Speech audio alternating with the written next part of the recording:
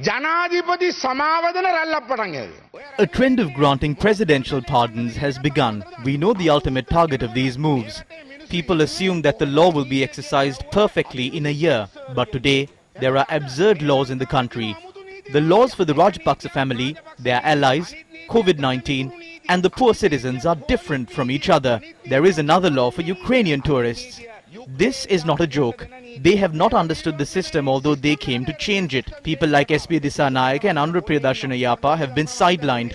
Susil Premath Jayantha managed to remain on their side by clinging on to him. Who is ruling the country at present?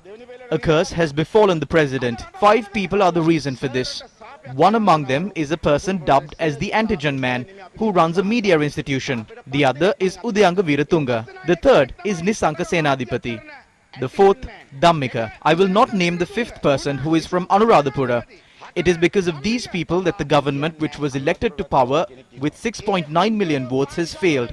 A person who has not even served as a Pradesha Sabha member has become a president. As a result, these 5 individuals are pulling the strings. I learnt a bitter lesson over the April 21st attacks. Who directed, scripted and produced this theatric act? It was 2 media channels which had separate agendas. එක මාධ්‍ය නාලිකාවක් සහ මාධ්‍ය නාලිකා දෙකක් agenda දෙකක් තිබු දෙන්නේ. අද ධම්මිකගේ පැණිය reality ෂෝල පිකාසෝලා නම් ඒ channel එක තමයි ලංකාවේ ඉන්න බොරුවේ පිකාසෝ. ධම්මිකගේ පැණිය එච්චර මාකට් කරා කතානායකතුමත් කහමරේට ගෙනල්ලා බිව්වා. They said that the law will be implemented to its fullest. Has that happened? Udayanga Veeratunga, who should be in a travel bubble, is speaking to the media even without a mask. On the other hand, popular actor Wilson Karu was arrested and fined 5,000 rupees for failing to wear a mask. This is a shameful situation. The biggest allegation leveled against our government was the central bank bond scam. They said the bond scam had caused losses up to 10 billion. But they looted 10 billion rupees through the fraudulent dealings in sugar imports. Arundhika Fernando and Namal Rajapaksa are saying that there are irregularities in the repatriation process. Are we the ones in the government? They set up a presidential commission to probe incidents of political victimization. Let me table this document in Parliament. The accused have been identified as Ranjan Ramanayaka, Padmini Ranavaka and Shani Abesekara. It was Shani Abesekara who filed a complaint with the Interpol against Udayanga Veeratunga and worked hard to obtain a red warrant against him under the Good Governance government. What happened after that? 3 CID officers turned up in court and said that there is no evidence against him. This is political interference at its peak. Shani Abesekara has been hospitalized today. They are trying their best to keep him imprisoned.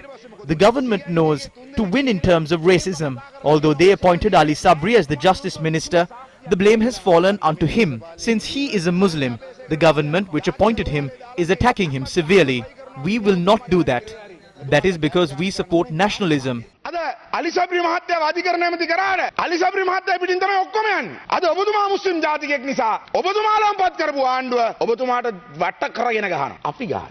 මොකද අපි ගාව තියෙන්නේ ජාතිකවාදය. හිජාස් Hezbollah කියන්නේ scent තෝමසස් college Galkisse තාමත්ම හොඳ කීර්තිමත් ශිෂ්‍යෙක්. තෝමියන් කෙනෙක් head prefect. Hijaz Hizbullah is a distinguished past pupil of St. Thomas's College, Mount Lavinia. He was a head prefect and even represented the national water polo team. What is the allegation that has been leveled against him? They claim that he had delivered a lecture at a school in Putlam, but they haven't recorded a statement from the president, teachers or students in that school. They are talking about a fund in Qatar. That charity exists all over the world. Regrettably, nobody talks about these things.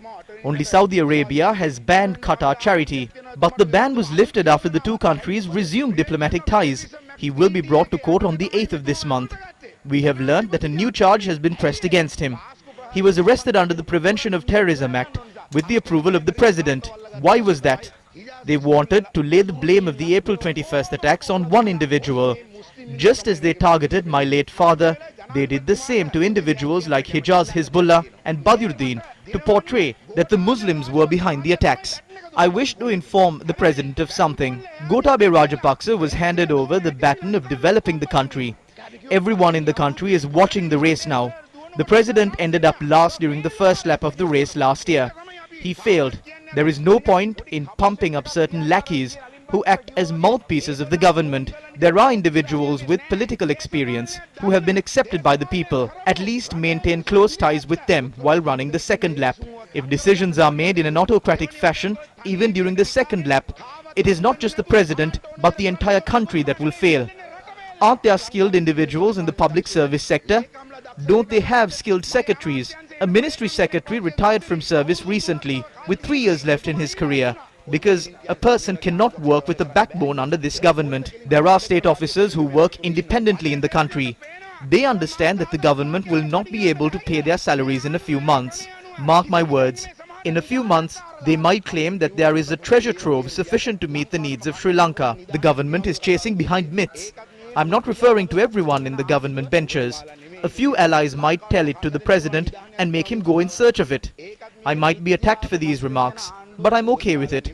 කට්ටියක් කියලා තියෙනවා ලොක්කට. ලොක්කා ඒකත් හොයනවා කියලා හොයාගන්න. මට shot එකක් වදී කොයිලා කරේ කමක් නැහැ. මම අද කියනවා ලංකාවේ මේ සාපේට මූලිකවම හේතු වෙච්ච කරුණු කීපයක් තියෙනවා මම ඒක කියන්නම්. Certain factors have brought down a curse on Sri Lanka. Let me fearlessly say that one is the president's April 21st attacks conspiracy.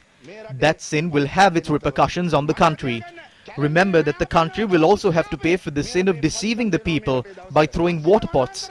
Similarly, the country will also have to pay for the sin of cheating the people by fabricating a story on a snake that emerged from the Kalni River. The same applies to the sin of committing deforestation and imprisoning individuals who were not linked to them. The sin of murdering inmates in prison will also reflect on this country. At the same time, the sin of engaging in wrong deeds in the name of religion will also have its repercussions. The government is failing no matter how hard it tries. This is the curse that has befallen us. Anyone can spread falsehood and conceal matters in exchange for financial perks. But the truth cannot be completely hidden. Instead of creating monsters by using people such as Shani Abesekar and Hijaz Hizbullah, the government needs to obtain the support of the senior politicians in its camp to move forward with a new constitution. Incorporate respectable politicians into the process. We are very well aware of individuals involved in operating an illegal floating armory without a tender and subjecting sea marshals for quarantine by confining them to a vessel. There is a story behind the April 21st attacks and the individuals with links to the ISIS groups.